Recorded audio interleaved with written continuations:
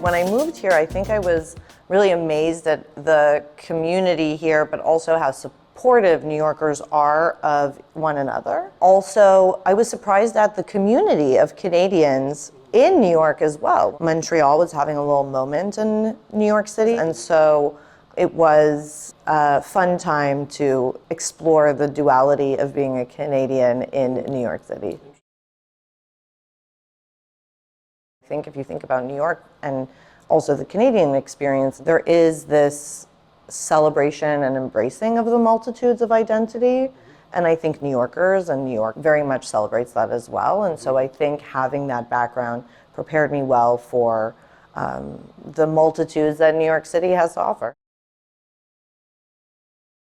Identity, self-fashioning, adornment, all of these impulses very much are rooted in how we represent culture, but also how they reflect commerce and trade and commodity trading. And so fashion, yes, it is the clothing we wear, it is the decisions we make and how to present ourselves, but it's also a very real industry. The labor of fashion is very often made up of immigrant groups, marginalized communities, and so my work with the fashion calendar is also about the many communities that worked and participated in American fashion. The database that I created and the fashion calendar really reflect the diversity of the people who made it happen.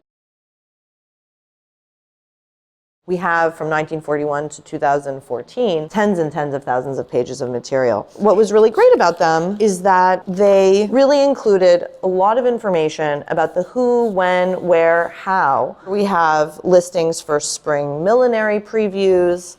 We have Gimbel's department store doing a press preview for resort fashions. There was Canada House in New York City that also hosted many events and fashion shows.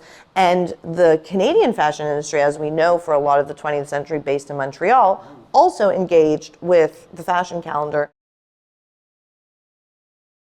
We wanted to extract all of the data from the fashion calendars, add more complex identity attributions to the people and organizations, as well as apply digital tools to be able to quantify that data in multiple different ways. Instead of just looking at people's names, you could look at the impact of women, or the impact of Asian Americans, or the impact of African Americans. If you wanted to look at the representation of Canadians in the American fashion market, also the impact of the AIDS epidemic and how that has impacted fashion and the creative industries. Because there's so much data and we included all these tools, you could quantify things in ways that would be very difficult to do without this much granular data. And so the goal and the aim is really to make all of this knowledge available and help inform research and work, hopefully indefinitely.